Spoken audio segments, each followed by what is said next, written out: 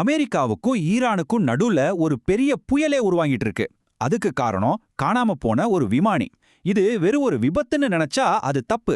இது ஒரு பெரிய போருக்கான தொடக்க புள்ளியாக கூட இருக்கலாம். இந்த ஒரு சின்ன சம்பவம் எப்படி முழு உலகத்தோட அமைதியையும் கேள்விக்குள்ளாக்குதுன்னு வாங்க பார்க்கலாம். அந்த விமானிக்கு என்ன ஆச்சு? அவரை பிடிச்சிட்டாங்களா? இல்ல அவரை மீட்க போறாங்களா? இல்ல இது ஒரு பெரிய போருக்கு வழிவகுக்குமா? இந்த கேள்விகளுக்கான பதில்தான் ரெண்டு நாடுகளோட எதிர்காலமே அடங்கியிருக்கு. உண்மையில என்ன நடந்தது, எது வதந்தி, அடுத்து என்ன நடக்க போகுதுன்னு நாம ஆழமா அலசலாம் வாங்க. சரி, முதல்ல இந்த நெருக்கடி எங்க இருந்து ஆரம்பிச்சுது? இதுக்கு காரணமான அந்த சம்பவத்தை வரிசையா பாப்போம். எல்லாம் ஸ்டார்ட் ஆனது அந்த ஒரு விமானத்திலிருந்து தான். கதை இங்க தான் தொடங்குது. ஈரான் வான்பரப்புக்குள்ள ஒரு அமெரிக்க போர் விமானம் சுட்டு வீழ்த்தப்படுது. இது ஏதோ தற்செயலா நடந்ததில்ல. இது ஒரு நேரடியான இராணுவ தாக்குதல். இந்த ஒரு செயல்தான் அடுத்தடுத்து நடக்க போற எல்லா நிகழ்வுகளுக்கும் ஆரம்ப புள்ளியா அமைஞ்சது. ஆனா இதுல ஒரு நல்ல விஷயம் என்னன்னா, அந்த விமானத்துல இருந்த 2 பேர்ல ஒருத்தர அமெரிக்க படைகள் பத்திரமா மீட்டுட்டாங்க. ஆனா அந்த நிம்மதி ரொம்ப நேரம் நீடிக்கல. ஏன்னா பிரச்சனையே இனிமேல் தான் வரப்போகுது. இதுதான் இப்போதைய நெருக்கடியோட மையப்புள்ளி. அந்த 2வது விமானி அவர் எங்க இருக்காருன்னு யாருக்குமே தெரியல. இதனால ஒரு தீவிரமான தேடல் நடவடிக்கை ஆரம்பிச்சிருக்கு. அமெரிக்காவோட ரியாக்ஷனை பாருங்க. இது சும்மா ஒரு தேடுதல் இல்ல, கிட்டத்தட்ட ஒரு மினி போருக்கே தயாராகிற மாதிரி இருக்கு. ட்ரோன்ஸ் பறக்குது, ஹெலிகாப்டர்கள் சுத்துது, ஸ்பெஷல் ஃபோர்ஸ் ரெடியா நிக்கிறாங்க. ஆனா இதுல இருக்கிற மிகப்பெரிய ரிஸ்க் என்ன தெரியுமா? இந்த ஆபரேஷன் மொத்தம் நடக்கிறதே எதிரியோட நாட்டுக்குள்ள. ஒரு சின்ன தப்பு நடந்தா போதும், ஒரு சின்ன மிஸ்ஃபயர், அவ்வளவுதான், ஒரு பெரிய போரே வெடிச்சிடும். ஒரு பக்கம் ராணுவ நடவடிக்கை தீவிரமா போயிட்டு இருந்தாலும் இன்னொரு பக்கம் ஒரு பெரிய தகவல் யுத்தமே நடக்குது. அந்த விமானியோட நிலைமை பத்தி பயங்கர குழப்பமான தகவல்கள் பரவிட்டு இருக்கு.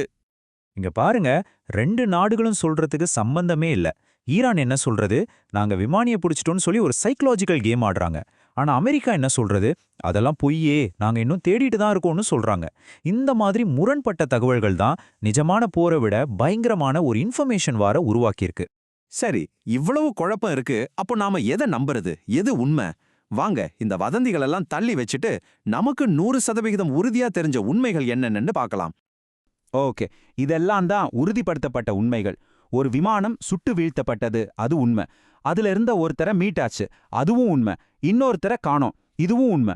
ஆனா அந்த விமானிய புடிச்சிட்டாங்க, அவருக்கு மரண தண்டனை கொடுக்க போறாங்க, 2 நாடுகளும் பேச ஆரம்பிச்சிட்டாங்கன்னு வர செய்திகள் எல்லாமே இப்போதைக்கு வதந்தி தான். சரி, ஒரு விமானி காணாம போனதுக்கு ஏன் இவ்ளோ பெரிய பிரச்சனை ஆகணும்? இது ஏன் ஒரு சர்வதேச நெருக்கடியா மாறுது? வாங்க இதுக்கு பின்னாடி இருக்கிற அரசியலை புரிஞ்சுக்கலாம். நாம புரிஞ்சிக்க வேண்டிய முக்கியமான விஷயம் இதுதான். இது ஏதோ ஒரு சாதாரண எல்லை மீறல் கிடையாது. பல வருஷமா அமெரிக்காவுக்கும் ஈரானுக்கும் மத்தியே புகஞ்சிட்டு இருந்த ஒரு பிரச்சனையில இந்த சம்பவம் பெட்ரோலை ஊத்துன மாதிரி ஆயிடுச்சு. இந்த சம்பவம் ஏன் இவ்ளோ ஆபத்தானதுன்னு கேட்டா அதுக்கு 3 முக்கிய காரணங்கள் இருக்கு. 1, 2 நாட்டு ராணுவமும் நேரடியா மோதிக்கிட்டாங்க. 2, பல கோடி ரூபாய் மதிப்புள்ள ஒரு போர் விமானத்தை இழந்துட்டாங்க. 3வது, ரொம்ப முக்கியமா, ஒரு அமெரிக்க வீரர் எதிரி நாட்டுல என்ன ஆனாருன்னே தெரியாத ஒரு நிச்சயமற்ற நிலை. நிபுணர்கள் கூட இதுதான் சொல்றாங்க. பல வருஷமா இருக்கிற அமெரிக்க ஈரான் பதட்டங்கள்ல இது ரொம்பவே சீரியஸான, கணிக்க முடியாத விளைவுகளை ஏற்படுத்தக்கூடிய ஒரு சம்பவம்னு அவங்க கருதுறாங்க. ஒருவேளை இந்த பிரச்சனை பெருசாச்சுன்னா அதோட பாதிப்பு அமெரிக்கா ஈரானோட நிக்காது, அது உலகம் முழுசும் பரவும். போர் அபாயம் அதிகரிக்கும், கச்சா எண்ணெய் விலை ராக்கெட் வேகத்துல ஏறும், உலக பொருளாதாரம் ஆட்டம் காணும், மத்திய கிழக்கு பகுதியே ஸ்திரத்தன்மையை இழந்துடும். இப்ப எல்லார் மனசுலயும் இருக்கிற மில்லியன் டாலர் கேள்வி இதுதான். இந்த கத்தி மேல நடக்கிற மாதிரி இருக்கிற சூழ்நிலையில அடுத்து என்ன நடக்க போகுது? அடிப்படையா பார்த்தா 3 வாய்ப்புகள் தான் இருக்கு. மொதல் சினாரியோ மீட்பு. அதாவது காணாம போன விமானிய அமெரிக்க படைகள் வெற்றிகரமா மீட்டுட்டா பதட்டம் கொஞ்சம் குறையலாம். 2வது, அவரு பிடிபட்டுட்டா. ஈரான் அதிகாரப்பூர்வமா விமானிய நாங்க தான் பிடிச்சிருக்கோம்னு சொன்னா அது ஒரு பெரிய டிப்ளமேட்டிக் பிரச்சனையா மாறும். 3வது, நிலைமை கைமீறி போய் ஒரு நேரடி போரா வெடிக்கிறது. அப்போ சுருக்கமா சொல்லணும்னா என்ன, இந்த சம்பவம் நடந்தது உண்மை. ஆனா விமானி பிடிபட்டாரா இல்லையான்னு இன்னும் உறுதியாகல. பதட்டம் ரொம்ப வேகமா அதிகரிச்சிட்டு இருக்கு. இந்த ஒரு சம்பவம் 2 நாடுகளுக்கும் இடையிலான உறவுல ஒரு முக்கியமான திருப்புமுனையா அமைய போகுது.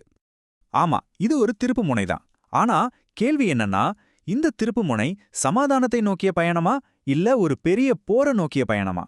வரப்போற நாட்கள்ல இதுக்கு பதில் கிடைச்சிடும்.